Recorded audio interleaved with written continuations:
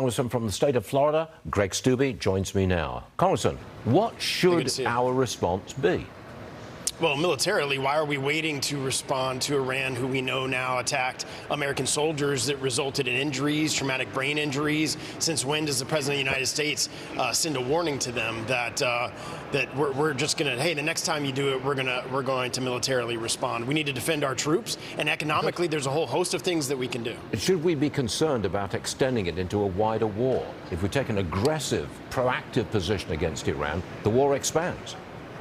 Well, I think we need take a step back. Under the Trump administration, there wasn't war in Ukraine. There wasn't Russians attacking Ukraine. There wasn't all of this war and rumors of war all across the world. Ever since Joe Biden has been president, you have the Afghanistan withdrawal.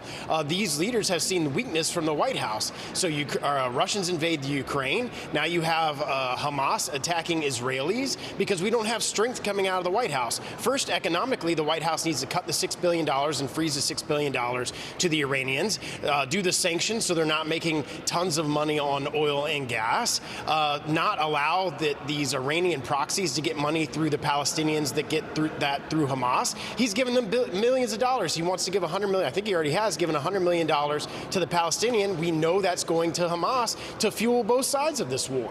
Okay, let's talk about the new speaker. Mike Johnson has been elected speaker. Watch this, please. Roll it. To dispense with all the usual ceremonies and celebrations that traditionally follow a new speakership because we have no time for either one. The American people's business is too urgent in this moment. So the new speaker is a conservative guy. Can you unite around him? Well, we have. He got an unanimous vote on the floor yesterday. We're already back to work. We were supposed to be home for the next 2 weeks. They've canceled that, and we're going to be up here for the next 2 weeks to try to push through our appropriations bills to send the rest of those to the Senate so we can beat that November 17th deadline. We're going to be up here by the end of that time, 10 straight weeks to do America's business. It was unfortunate that we were without a speaker for 3 weeks, but he's in there. He has the support of the conference, unanimous support on the floor, which you haven't seen even when Kevin McCarthy ran, and I think he's one of the unique individuals in our conference that has a conservative voting record that the moderates support, and we can move the conference forward. Congressman, I'd like to go back to Israel with a personal question, if you'll forgive me. As a practicing Christian, and I believe you are a practicing Christian, what are your feelings for the citizens of Gaza under attack like this?